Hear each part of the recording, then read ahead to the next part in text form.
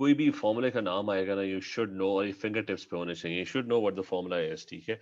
बल्कि इतना प्रैक्टिस होना चाहिए कि अगर कोई आपको कहे ना एल्यूमिनियम कार्बोनेट, तो आपको सोचने की भी जरूरत ना पड़े। You should know what aluminium carbonate है, इसके वो Al2CO3 थ्राइस है, ठीक है। मतलब इतनी प्रैक्टिस होनी चाहिए कि आपको वो नाम ही ना उसका वो रट जाए कि उसका फॉर्मूला क्या है। But obviously you should know how to make formulas. अच्छा, so the first thing is कि I'm going to talk about ionic compounds. Ionic compounds में there's a positive ion and there's a negative ion. ये हमने उसमें किया भी था।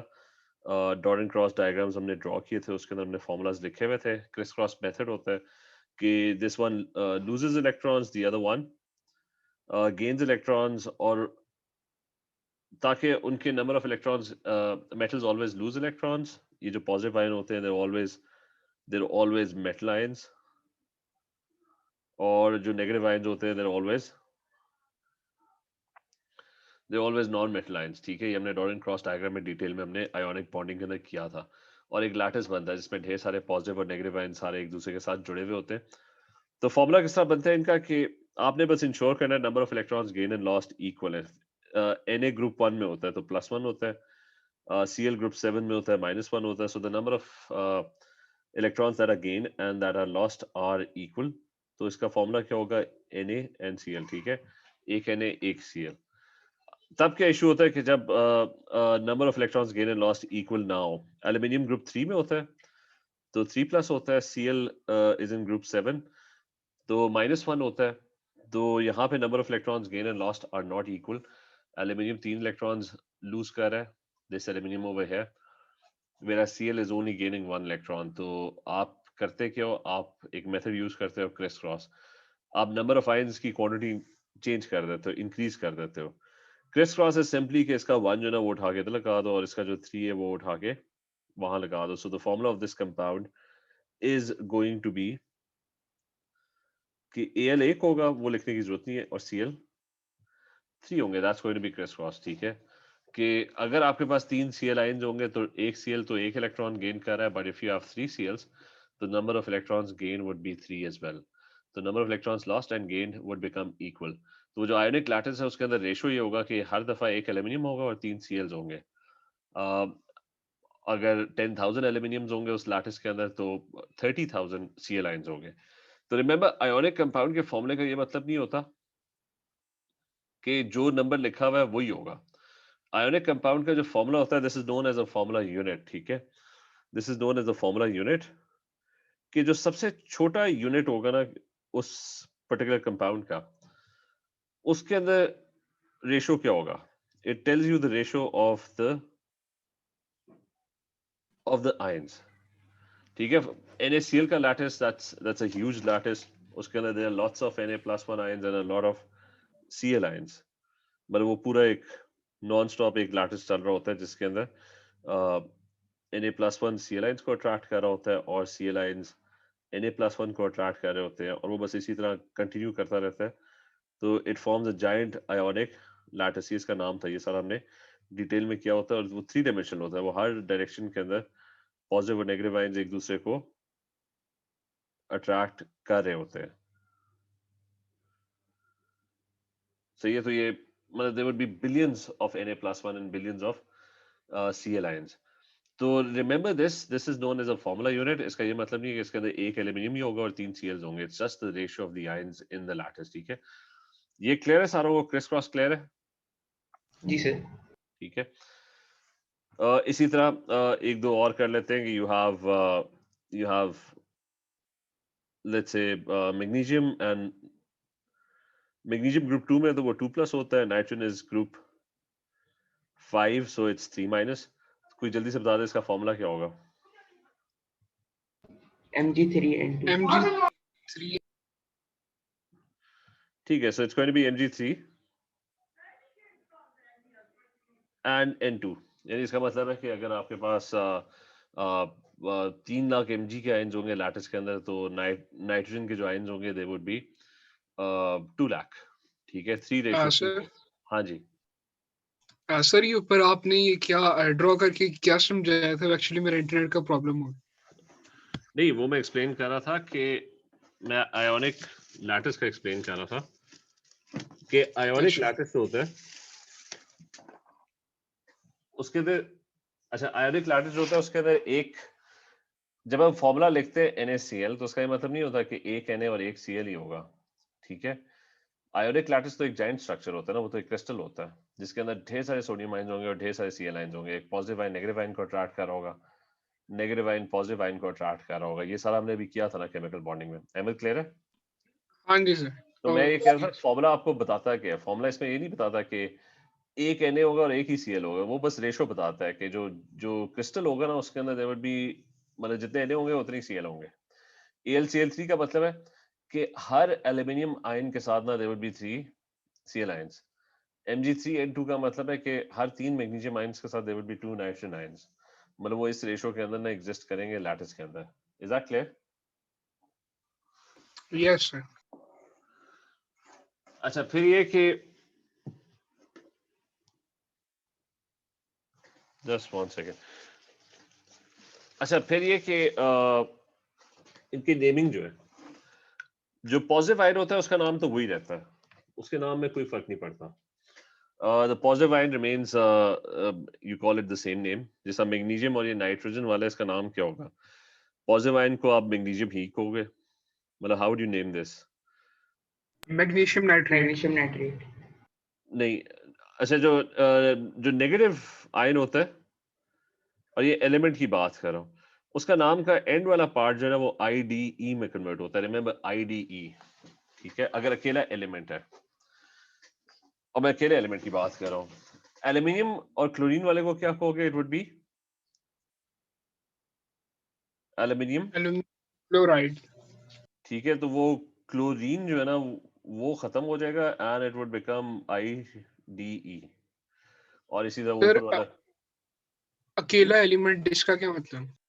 कि मतलब Cl है ना कोई, वो अभी हम करेंगे ना, पॉलीएटॉमिक आयंस करेंगे ना, वो भी हम करते हैं, हाइड्रोक्साइड वगैरह, अच्छा। ठीक है। तो remember negative ion name for element, ठीक है।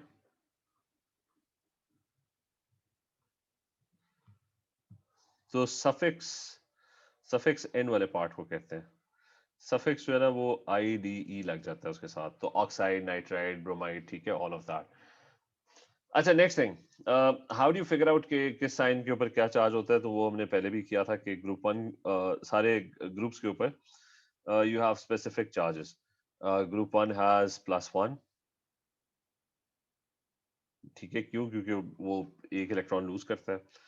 ग्रुप 2 जब आयनिक कंपाउंड बनाता है तो +2 होता है, and so on. You have group 3 which is +3,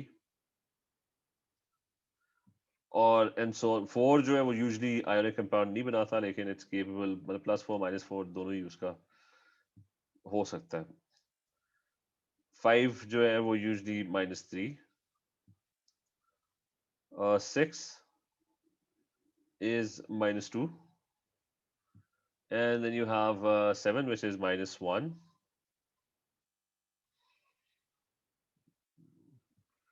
और फिर नोबल गैसेस हैं, ठीक है। तो हर आयन का चार्ज जो है ना वो आपके उसके ग्रुप नंबर से ना पता लग जाएगा। और इधर बीच में ना ग्रुप 2 और 3 के बीच में there are your transition metals. Transition metals जो है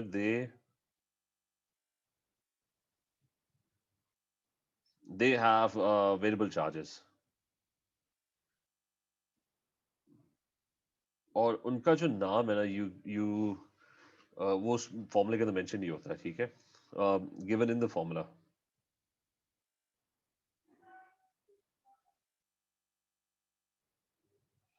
that's given in the formula. For example iron 2 लिखा हुआ है तो उसका मतलब है आयरन 2 प्लस है। टिन 4 लिखा हुआ है तो उसका मतलब है टिन के ऊपर ना 4 प्लस है, ठीक है। तो ये आपको उसके फॉर्मूले से ही पता लग जाएगा, और उधर लिखा होगा, आप नहीं पता लगा सकते अनलेस कोई इन्फॉर्मेशन ना गिवन हो। तो SN4+ है, ठीक है। Is this clear? Mass clear है? फ्रास क्लियर जी है? जी sir. Ji sir.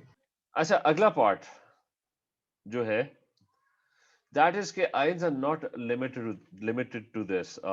There are something called polyatomic ions,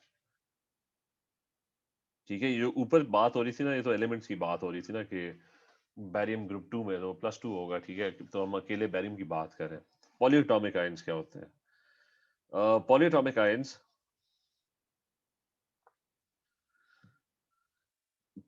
ions कभी कभार होता है, मॉलिक्यूल होता है, वो आयन बन जाता है। मॉलिक्यूल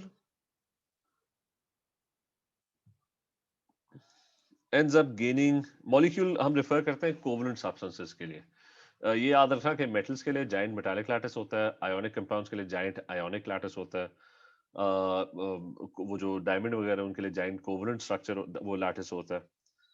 ये जो मॉलिक्यूल का वर्ड है ना, ये लिमिटेड है टू कोवलेंट मॉलिक्यूल्स, ठीक है। तो it's a molecule that ends up gaining और लूजिंग इलेक्ट्रॉन्स, मतलब वो आयोनिक कंपाउंड की तरह बिहेव करने लग जाता है। एज एन एग्जाम्पल, एक छोटा सा एग्जाम्पल मैं शो करता हूँ कि मेरे पास ऑक्सीजन है, ठीक है। ऑक्सीजन जो है ना, वो हाइड्रोजन के साथ बॉन्ड करके वाटर का मॉलिक्यूल बनाता है। Oxygen has a total of, अच्छा, it has a total of 6 electrons. मुझे बताओ कितने कोवलेंट बॉन्ड्स बनाए गए, ये कितने इलेक्ट्रॉन्स चाहिए इसे? 2 2 से। अच्छा, 2 चाहिए उसे तो। और अगर दूसरी साइड पे भी नॉन मेटल हो, हाइड्रोजन हो, अब नॉन मेटल कभी भी इलेक्ट्रॉन लूज नहीं करता, तो उनमें शेयरिंग होती है, ठीक है।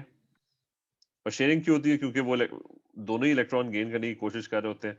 तो ऑक्सीजन उसके इलेक्ट्रॉन को जब खींचेगा तो वो अपना इलेक्ट्रॉन उसको देगा नहीं, खुद ही सारा पूरा का पूरा उठ के आ जाएगा साथ ही, ठीक है।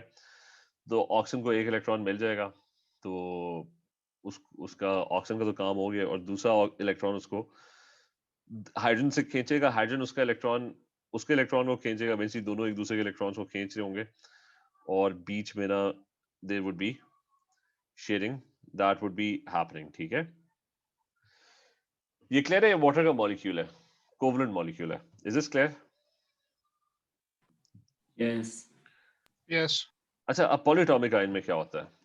अब इमेजिन करो कि ये मॉलिक्यूल बन रहा है, लेकिन ऑक्सीजन को 2 इलेक्ट्रॉन्स चाहिए थे। अब लेट्स से दूसरी तरफ ना हाइड्रोजन नहीं है, दूसरी तरफ ना, मतलब एक ऑक्सीजन को 2 इलेक्ट्रॉन्स चाहिए, ठीक है। एक इलेक्ट्रॉन तो उसने एक हाइड्रोजन को खींच के ना अपने साथ जोड़ लिया, अब उसको एक और इलेक्ट्रॉन चाहिए, और अब कोई हाइड्रोजन मिल नहीं रहा, बल्कि वहां पे ना सोडियम पड़ा हुआ है। सोडियम के आउटर मोस्ट शेल में कितने इलेक्ट्रॉन्स होते हैं? सोडियम के आउटर मोस्ट शेल में 1। एक इलेक्ट्रॉन होता है, ठीक है। और ऊपर से मसला ये है कि सोडियम जो है वो मेटल है, तो ऑक्सीजन जब इसके इलेक्ट्रॉन को खींचेगा तो मेटल क्या करता है?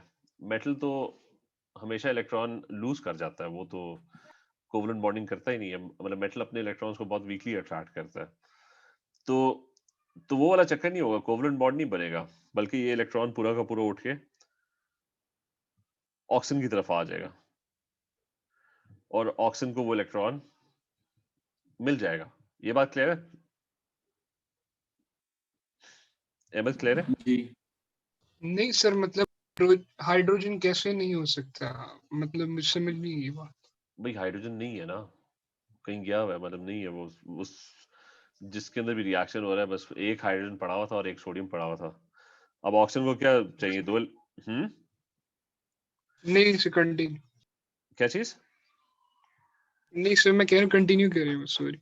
अच्छा, मैं बस वो कह रहा था ना कि हाइड्रोजन बस नहीं है ना, मतलब ऑक्सीजन था, उसको 2 इलेक्ट्रॉन्स चाहिए थे, तो एक हाइड्रोजन पड़ा हुआ है और एक सोडियम पड़ा हुआ है, ठीक है। मतलब एक हाइपोथेटिकल सिनेरियो कि नहीं है, दूसरा हाइड्रोजन नहीं है, वो मतलब एग्जिस्ट ही नहीं कर रहा, ठीक है, वो उस जगह पे नहीं है। तो अच्छा। हाइड्रोजन, एक इलेक्ट्रॉन तो उसने हाइड्रोजन से खींच लिया। अब हाइड्रोजन तो नॉन मेटल है, वो तो इलेक्ट्रॉन लूज करता नहीं है, तो वो पूरा का पूरा उठ के आ जाएगा और वो दोनों शेयर करना शुरू कर देंगे, ठीक है। अ, दूसरे में मसला होगा कि ऑक्सीजन को दूसरा इलेक्ट्रॉन भी चाहिए, तो वो सोडियम पड़ा हुआ है, और हमने हमने सारा यही पढ़ा था कि मेटल जो होते हैं वो तो इलेक्ट्रॉन लूज करना चाहते हैं, ठीक है। They have a very high tendency, यानी उनसे कोई भी इलेक्ट्रॉन मांगते हैं तो वो अपना इलेक्ट्रॉन वैसे ही पूरा का पूरा ही दे देते हैं, तो अपने आउटर शेल के इलेक्ट्रॉन्स लूज कर जाते हैं। So this is exactly what happens कि वो इलेक्ट्रॉन ऑक्सीजन गेन कर लेगा। सोडियम पे क्या चार्ज आ जाएगा? +1। तो सोडियम वुड बिकम +1, ठीक है। और ये जो मॉलिक्यूल था इसके ऊपर क्या चार्ज आ जाएगा? -1।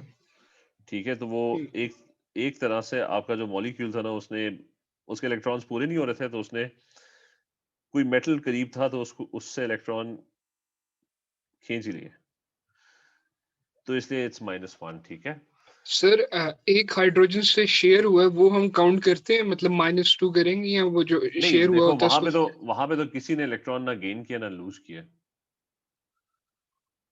नहीं, हाँ जी। ठीक है, मतलब वो इलेक्ट्रॉन्स बीच में पड़े हुए, दोनों कोशिश कर रहे हैं कि हमारे पास आ जाए, लेकिन वो बीच में ही स्टक है, क्योंकि नॉन मेटल्स हमेशा इलेक्ट्रॉन गेन करने की कोशिश कर रहे होते हैं ना।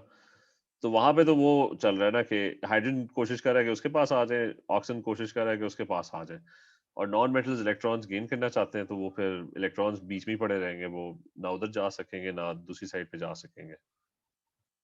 ठीक है, तो ओके सर। जब कोवलेंट बॉन्डिंग होती है ना, तो कोई भी इलेक्ट्रॉन गेन या लूज नहीं कर रहा होता, तो इसलिए चार्ज कोई नहीं होता उसके ऊपर। ठीक है, लेकिन अब चार्ज इसलिए आ गया कि इस पूरे मॉलिक्यूल ने एक इलेक्ट्रॉन इससे गेन कर लिया है, एक्स्ट्रा आ गया इसके पास। ठीक है, तो -1 हो गया। क्लियर है ये माज, अहमद, फराज? जी सर। Sir, yes. क्या क्वेश्चन था कोई? हाँ जी सर, तो इसे पॉलीएटॉमिक आयंस कहते हैं। हाँ, तो ये पॉलीएटॉमिक आयंस है, ये बेसिकली मैंने बनाया क्या है, ये मैंने बनाया है, ये Na+1 और ये OH-1 है, मिलके ये क्या बन गया, NaOH है। ठीक है, सुना मैंने इसका। सही। ठीक है, तो मैं बस आइडिया दे रहा हूँ, इसको हाइड्रोक्साइड कहते हैं। ये सालों ने सुना हुआ है ना, मास सुना हुआ है, अहमद सुना हुआ है, फराज? हाँ जी सर। ठीक है, अच्छा, so the G point sir. Is, अब जो हम बात करें ना, इससे पहले तो हम खाली वो अकेले एलिमेंट्स की बात कर रहे थे ना, कि जी नाइट्रोजन इलेक्ट्रॉन गेन कर लिए, तो हमें पता है वो कितने गेन करता है। ठीक है, ऑक्सीजन ने कर लिए। ये अब पॉलीएटॉमिक आयन है कि एक पूरा मॉलिक्यूल होगा जो इलेक्ट्रॉन गेन कर रहा होगा और आयन की तरह बिहेव कर रहा होगा। ठीक है, कि मतलब आधा वो काम कोवलेंट तरीके से कर रहा होगा, मतलब मिक्स होगा, खिचड़ी बनी होगी। ठीक है, कि आधा वो काम ना कोवलेंट बॉन्डिंग से, उसे इलेक्ट्रॉन चाहिए, ऑक्सीजन को बेसिकली इलेक्ट्रॉन चाहिए, वो उसे जहां मर्जी से मिले, चाहे उसे कोई शेयरिंग करके दे दे या कोई उसको वैसे ही पकड़ा दे, जैसा आयोनिक बॉन्डिंग में होता है। ठीक है, तो वो दोनों काम कर रहा होगा, वो कोवलेंट और आयोनिक का एक मिक्स होगा। अच्छा, सो अब अच्छी बात यह है कि आपको ना इनके इनके स्ट्रक्चर्स वगैरह ड्रॉ करने को कोई नहीं कहेगा, लेकिन आपको जो बात कहेंगे और जो मतलब मिनिमम रिक्वायरमेंट है, दैट इज कि आपको इसका वो पता होना चाहिए, फॉर्मूलाज सारों के, मतलब वो तो फिंगर टिप्स पे होने चाहिए, कि कोई आपको कोई नाम मेंशन करेगा तो आपको पता होना चाहिए उसका फॉर्मूला क्या है। तो ये मैं फॉर्मूलाज की लिस्ट लिख रहा हूँ। फर्स्ट वन तो हमने कर लिया, वो हाइड्रोक्साइड है। ठीक है, जब भी वर्ड हाइड्रोक्साइड आएगा आपको पता होना चाहिए कि OH है और -1 है।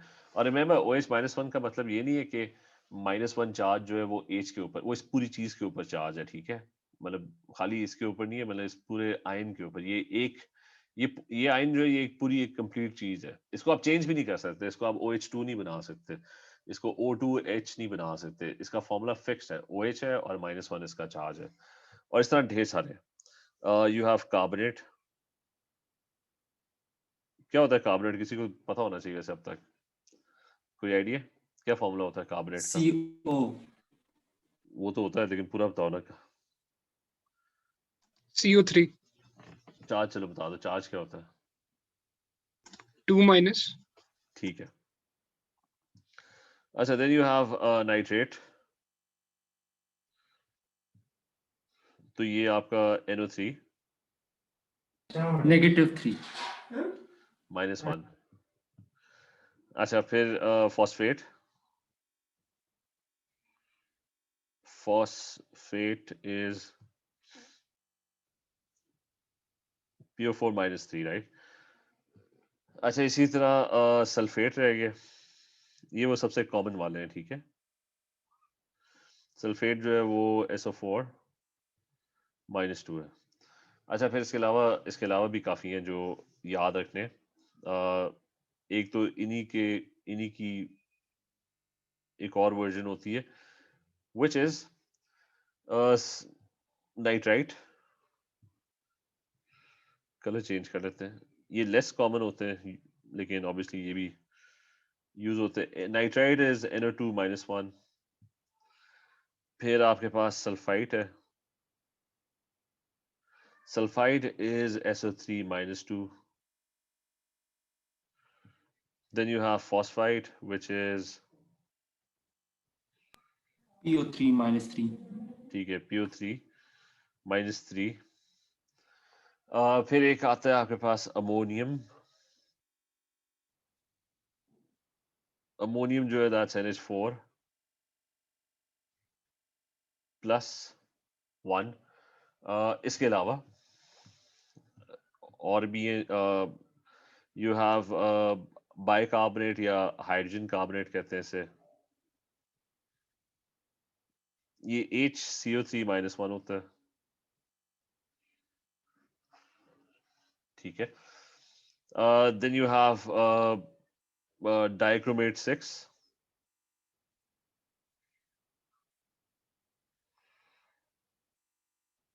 ये Cr2O7, ये थोड़ा आगे जाके पढ़ोगे तो this is Cr2O7 2-।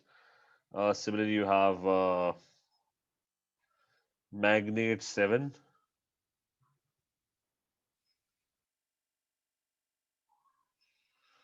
जो कि MnO4-1 होता है, ठीक है। हाइड्रोजन सल्फेट होता है,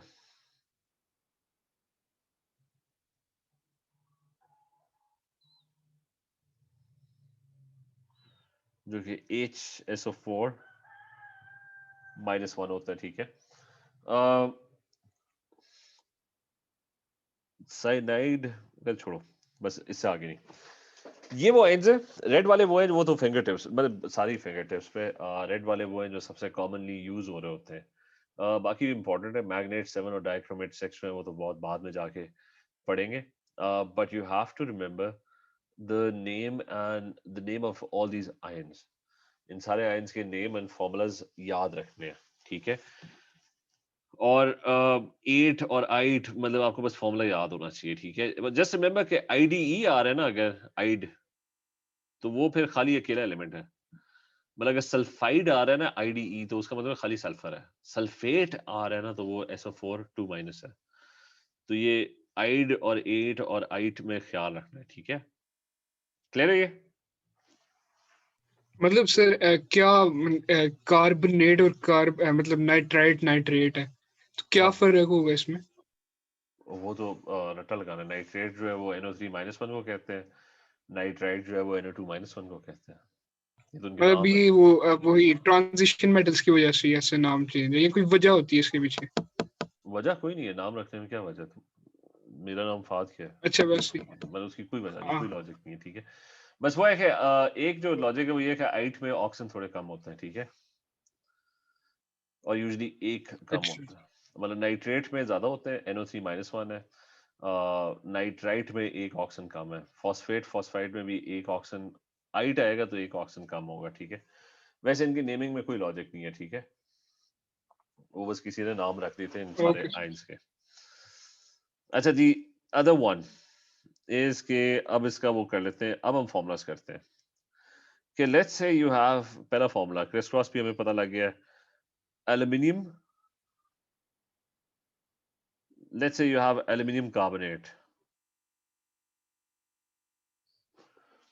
तो what would be the formula of aluminium carbonate? Al जो है वो ग्रुप 3 में, उसका चार्ज क्या है? इट्स +3।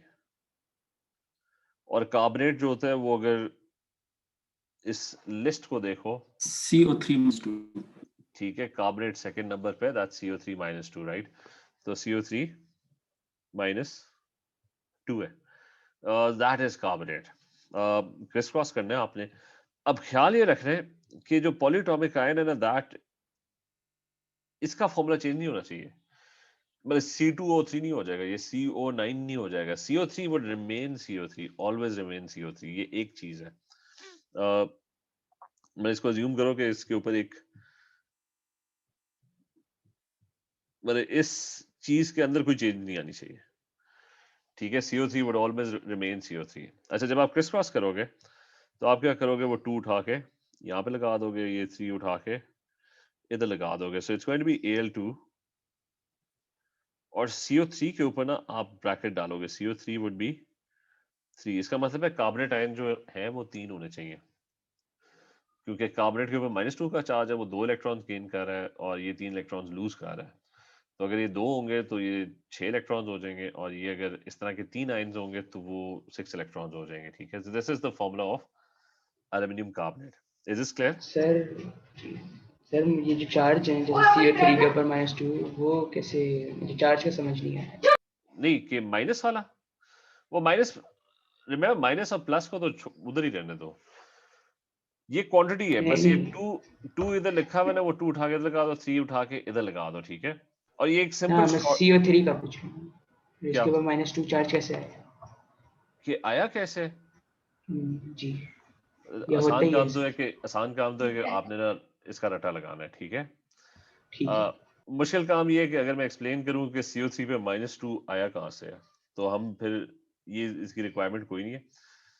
एक तो तुम्हें याद होना चाहिए CO3 के पास -2 चार्ज है, इतना ही पता होना चाहिए। कार्बन मुझे बताओ कितने बॉन्ड्स बनाता है?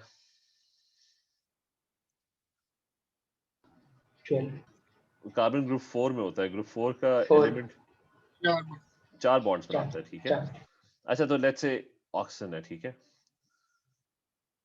एक ऑक्सीजन आया, ऑक्सीजन जो है ना वो बनाता है, ऑक्सीजन के क्रॉस लगा देते हैं। ठीक है, ऑक्सीजन को 2 इलेक्ट्रॉन्स चाहिए होते हैं, राइट? तो ऑक्सीजन आता है और ऑक्सीजन जो है ना वो उसके साथ कोवलेंटली बॉन्ड कर जाता है, राइट? तो ऑक्सीजन को ना कार्बन में शेयरिंग हो जाती है, कार्बन के 2 इलेक्ट्रॉन्स मिल जाते हैं और ऑक्सीजन के बॉन्ड्स पूरे हो जाते हैं। ठीक है, फिर 2 और ऑक्सीजन है, उनको भी दो दो इलेक्ट्रॉन्स चाहिए। तो ये ऑक्सीजन है, उसके पास 6 इलेक्ट्रॉन्स है। ये मैंने सर्कल क्यों बना दिया, चलो जाने दो सर्कल्स। अच्छा, उसके पास भी टोटल 6 इलेक्ट्रॉन्स है। तो अब कार्बन को ना, कार्बन के पास 6 इलेक्ट्रॉन्स पूरे हो गए हैं, उसको 2 और चाहिए।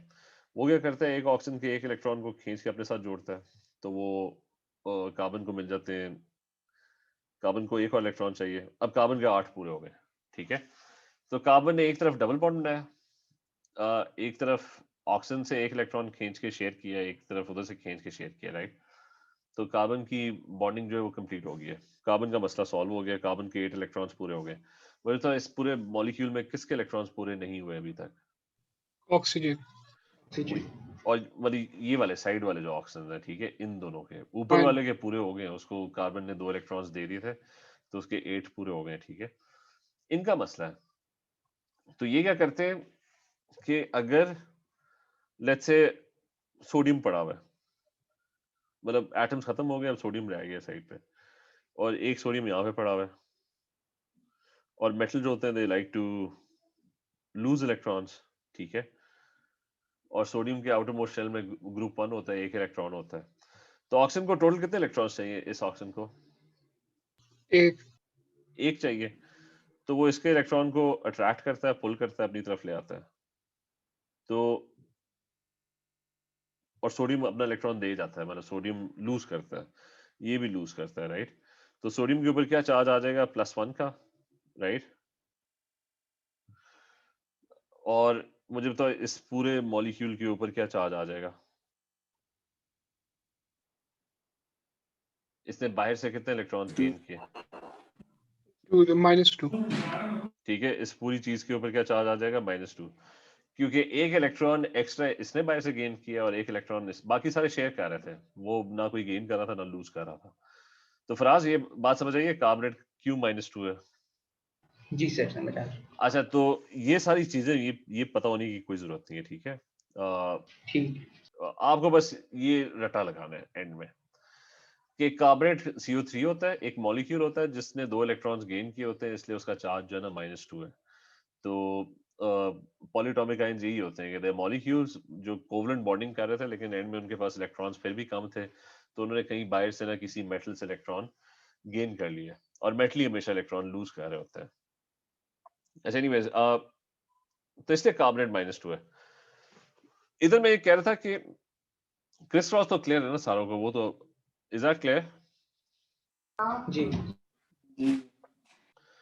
तो वो भी शॉर्टकट होता है, शॉर्टकट होता है कि 2 उठा के तो लगा दो, 3 उठा के तो लगा दो, ठीक है। उसके पीछे लॉजिक क्या होती है? लॉजिक होती है कि electrons gain and lost equal करने होते हैं। मतलब आप अगर इनकी क्वांटिटीज बढ़ा दो दोनों आयंस की, ये इन दोनों आयंस की क्वांटिटी होती है। कार्बोनेट के 3 आयंस होने चाहिए और एल्यूमिनियम के 2 आयंस होने चाहिए।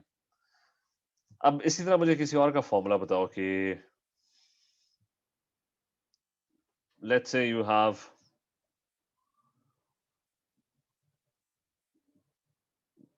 अच्छा कोई और करते हैं, कॉपर। अच्छा सो कॉपर 2 हाइड्रोक्साइड, तो इसका फॉर्मूला क्या होगा? अब जब 2 लिखा होता है ना, वो ट्रांजिशन मेटल्स के लिए यूज होता है। वो उसका मतलब होता है कि जी कॉपर के ऊपर 2 प्लस चार्ज ही होगा, ठीक है। हाइड्रोक्साइड इज OH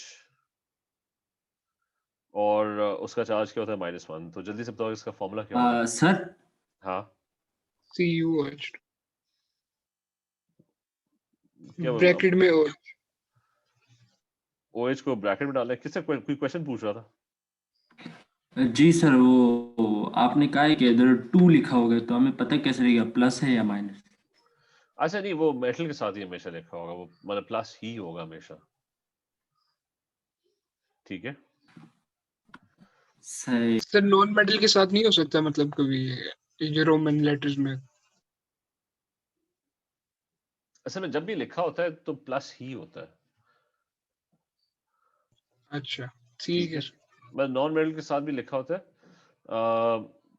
लेकिन मैंने तो हमेशा प्लस देखा है। मैं बस थोड़ा चेक कर लेता हूँ। माइनस मैंने कभी माइनस नहीं देखा। मैं केमिस्ट्री में कब से पढ़ा रहा हूँ, माइनस कभी भी नहीं लिखा होता, हमेशा प्लस ही लिखा होता है, ठीक है। तो लेकिन मैं उसको इस पे चेक कर लेता हूँ कि ये देखा मैंने कभी नहीं है माइनस लिखा हुआ, ठीक है। अच्छा नेक्स्ट वन, ये दिस इज कॉपर 2 हाइड्रोक्साइड। इसी तरह ये इनके करो, इनके सारे खुद ये कैलकुलेट करो जरा जल्दी से कि मैं क्वेश्चंस लिख रहा हूँ, ठीक है। ये सारे मुझे सबमिट करो। सोडियम फॉस्फेट, मैं ग्रुप नंबर्स बता देता हूँ यहीं पे, बल्कि मैं नहीं बता रहा, प्योर टेबल से खुद सर्च करो। फॉस्फेट जो है वो तो ऊपर वो आयन है, वो देख लो। और ये इसका मैं लिंक भी सेंड कर रहा हूँ इस बोर्ड का।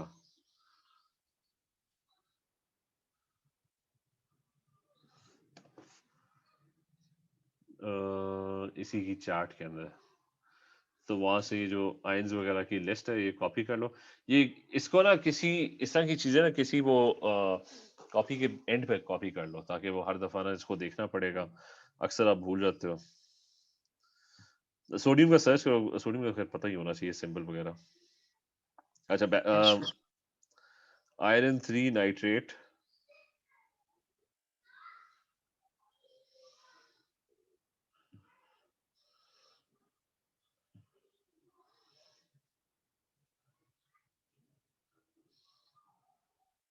अमोनियम सल्फेट,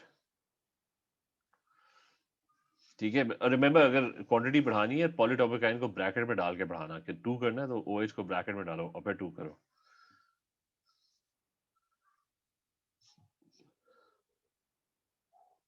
पोटेशियम कार्बोनेट,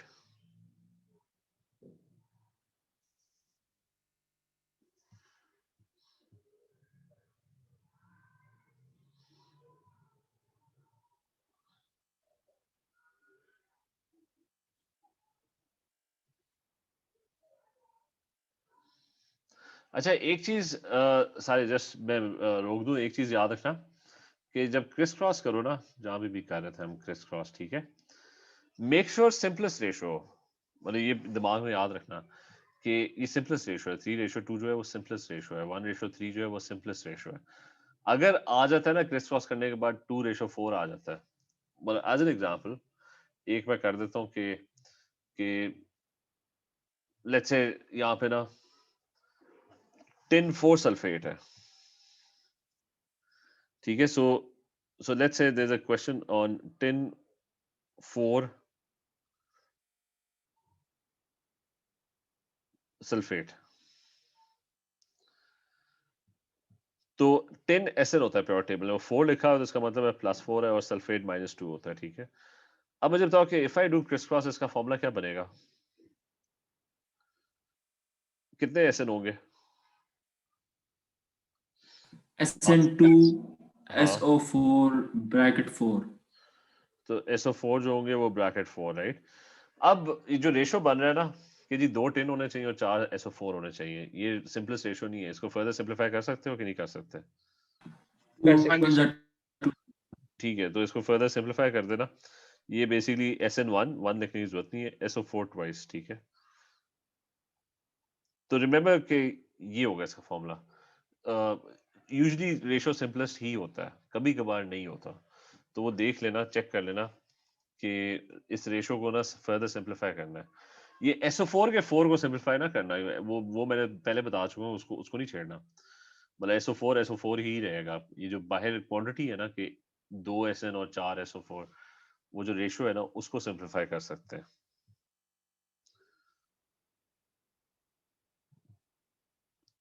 अच्छा, एल्यूमिनियम सल्फेट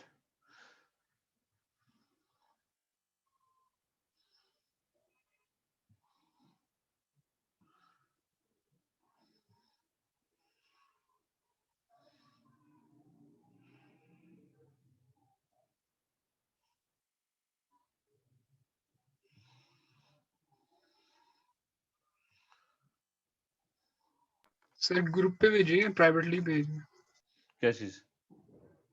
ये क्वेश्चंस। अच्छा, ये मुझे भेज दो, प्राइवेटली भेज दो। ओके बस ये आखिरी कर लेते हैं।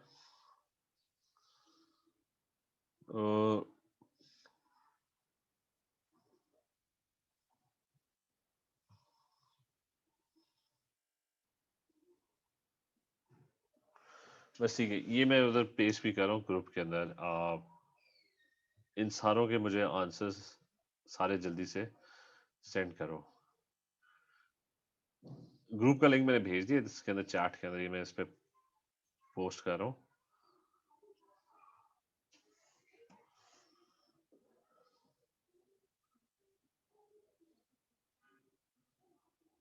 चलो ठीक है, ये सारे मुझे भेजो, आंसर जरा भेजो इसके। ठीक है, मैं वेट कर रहा हूँ, उधर ही मैं करेक्शंस करके भेज देता हूँ। और ये बोर्ड का लिंक मैंने भेजा हुआ है उधर से। पॉलीएटॉमिक आयंस, उनका वो फिंगर टिप्स पे होने चाहिए, उनका पूरा डाटा कि क्या चार्ज है, क्या नाइट्रेट क्या होता है, NO3-1 होता है, हर चीज उनके बारे में पता होनी चाहिए।